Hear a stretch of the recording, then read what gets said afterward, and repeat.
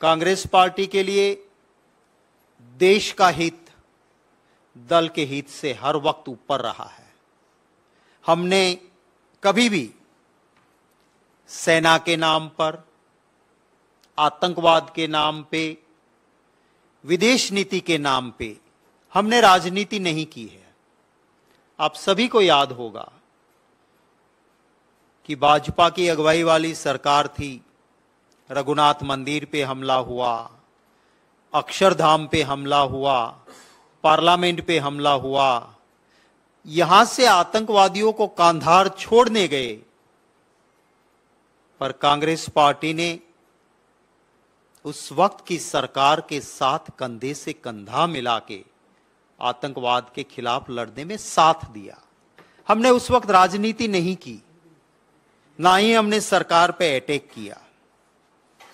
आज भी राष्ट्र की सुरक्षा के लिए, राष्ट्र हित में, देश हित में, दल के हित से ऊपर उठ के हम काम करते रहे हैं। हमें फक्र है, हमें नाज है। हमारे सेना के जवान, अर्धसेना के जवान बड़े मुश्किल दौर में राष्ट्र की सुरक्षा, हमारी सुरक्षा में तैनात रहते हैं, और उसमें किसी को खरोंच भी आती है, हर देशवासी को दर्द होता है, दुख होता है। आपको याद होगा पुलवामा का हमला हुआ, सीआरपीएफ के 40 जवान शहीद हो गए। आप ही के लोगों ने, मीडिया के साथियों ने तब हमारे नेता राहुल गांधी जी के सामने माइक रखते हुए पूछा था कि क्या इंटेलिजेंस फेल्योर नहीं है, क्या इसको हवाई मार्ग से नहीं लाया जा सकता था। चुनाव सामने था, राजनीति हो सकती थी, पर एक मैच्योर्ड पॉलिटिशियन के नाते राहुल गांधी जी ने कहा था कि ये वक्त इन चीजों का नहीं है, यह वक्त कुछ और है, और संवेदनाएं जताई उन 40 जवानों के परिवार के प्रति, और ऐसी घटना के लिए चिंता व्यक्त की, पर कोई पॉलिटिकल बात नहीं की। लेकिन आज आपको भी सवाल होगा कि जिस कांग्रेस पार्टी ने पुलवामा पे स्टैंड लिया कि हम कुछ नहीं कहेंगे, आज हम आपके साथ, जिन्होंने फौज में लंबी सेवाएं दी हैं, उनके साथ बैठ के हम पुलवामा की बात क्यों करते हैं, आपको भी सवाल होगा। मैं जरूर इस सवाल का आपको जवाब देना चाहता हूं कि हमने नहीं कहा था, और आज भी हम चुप रहते। लेकिन जब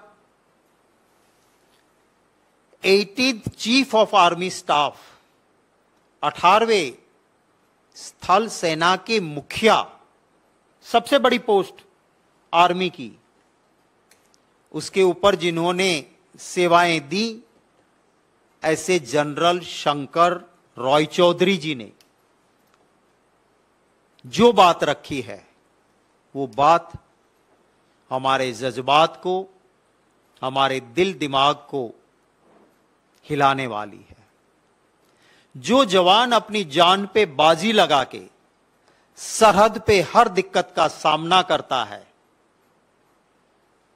अगर उस जवान को दिक्कतें आती है और या 40 अर्धसेना के जवान सीआरपीएफ के शहीद होते हैं, और उस पे जब 18th chief of army staff, 18वें स्थल सेना के मुखिया जनरल शंकर रॉय चौधरी जी ने कहा कि ये गलत हुआ था, ये 40 जवान की जान बच सकती थी। जब जनरल साहब कहते हैं कि इतना बड़ा काफिला पाकिस्तान से सटे हुए हाईवे से ले जाना अपने आप में वनरेबल था, नहीं ले जाना चाहिए, इनकी जान बच सकती थी। एयरलिफ्ट करने की मांग आई थी सीआरपीएफ से कि इसे हमें ये रिस्की रूट पे मत ले जाइए, हमें एयरक्राफ्ट से लिफ्ट कर लीजिए, क्यों नहीं किया गया? जनरल शंकर रॉय चौधरी साहब, जिनका करियर बहुत बहुत अच्छा रहा, हम सबको उनके पर फक्र है, वो कहते हैं कि 40 जवान की जान गई, इसके लिए जिम्मेवार प्रधानमंत्री जी और एनएसए नेशनल सिक्योरिटी एडवाइजर वो है, और इनका इंटेलिजेंस फेल्योर है। हमने कभी पॉलिटिकल बात नहीं की, पर एक जनरल साहब जिसकी डॉटलेस कैरियर रही, जब वो कहते हैं तब हम चुप नहीं रह सकते हैं। ये काम वो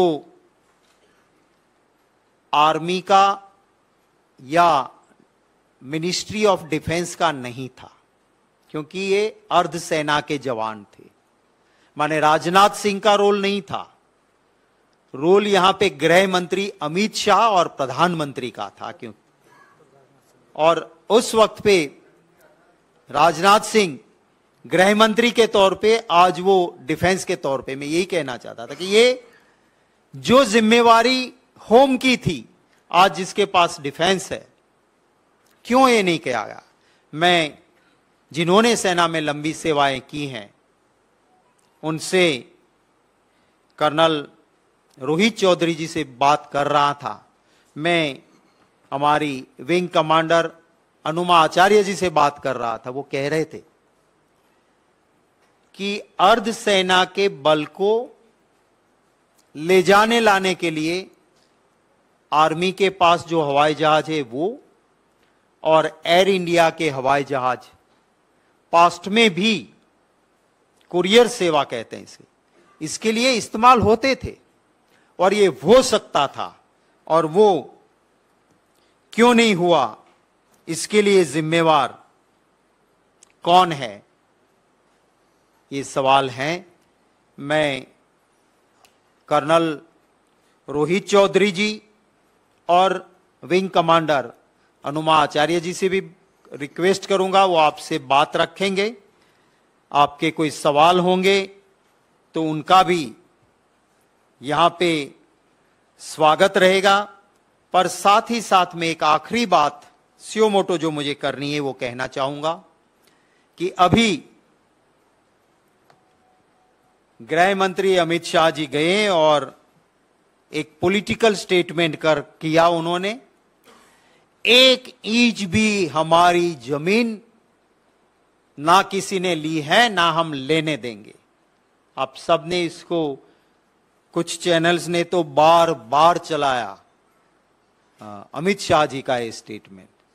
मैं आपको भारतीय जनता पार्टी के सीनियर एमपी तापिर गाओ जी, जो कि इसकी नेशनल एग्जीक्यूटिव के भी मेंबर है, उनका एक ट्वीट है, वो पढ़ के सुनाना चाहता हूं कि हमारे वहां से चाइना की पीएलए हमारे लोगों को उठा के ले जाती है। भाजपा के नेता कहते हैं, वो आगे बढ़ के कहते हैं कि Chinese PLA has abducted Shri Miram Taron, 17 साल के लड़के को लेके गए। उसके आगे कहते हैं कि China has constructed inside Indian territory Lungta Jor area का नाम भी वो बताते हैं, लुंगता Jor area. China built 3 to 4 kilometre inside India. Bharat के अंदर 3 से 4 किलोमीटर का इन्होंने रास्ता बना दिया है, और वो मोदी जी के शासन में, वो साल भी लिखते हैं इन 2018।